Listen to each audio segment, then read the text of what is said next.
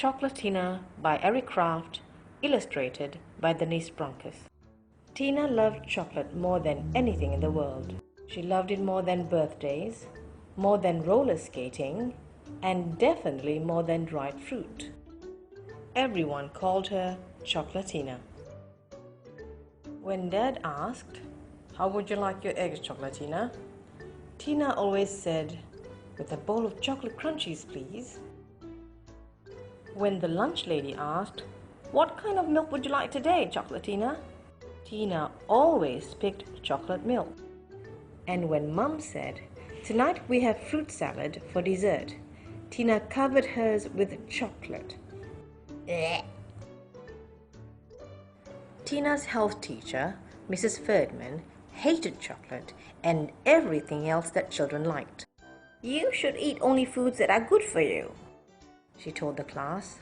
On special occasions like birthdays or full moons, she gave them all dried prunes. Mrs. Ferdman's favorite saying was, "You are what you eat."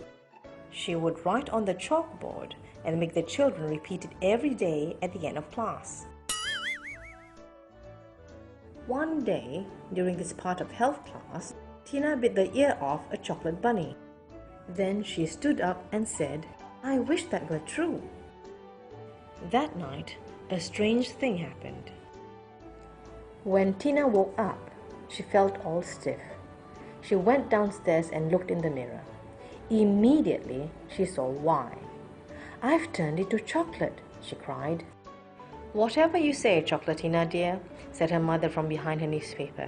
"Now hurry up and eat your breakfast or you'll miss the bus." When Tina got on the school bus, everyone gasped. "Do you mind if we don't sit together today, CHOCOLATINA?" best friend asked. "My mom will ground me if I get chocolate on my new shirt." After a lonely bus ride, Tina was glad to be in spelling class, her favorite subject. But her first word in the spelling bee was cocoa, and she got so flustered she spelled it wrong. At lunchtime, Jimmy Del Rooney tried to bite off one of Tina's elbows. "I just wanted dessert," he told the principal. Recess was horrible. Tina was too stiff to run or jump, so she had to just stand and watch everyone else have fun. When it was time to go back in, her feet had melted to the hot pavement. The other children had to carry her back inside. Worst of all, it was time for health class.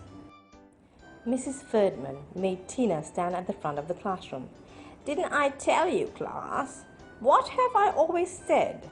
"You are what you eat," said the children. "That's right. See me after class, Tina."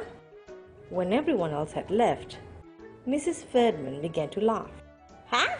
I hoped this would happen. I hoped you wouldn't listen to me. I hoped you'd turn into a chocolate girl. Do you know why?" "Why?" asked Tina, who was shaking so hard she thought she might crumble into a pile of chocolate chips. "Because I love chocolate better than anything!" shouted Mrs. Ferdman. She grabbed Tina, opened her mouth wide, and went straight for Tina's right ear. Just then, the principal walked in. "Mrs. Ferdman, I was wondering."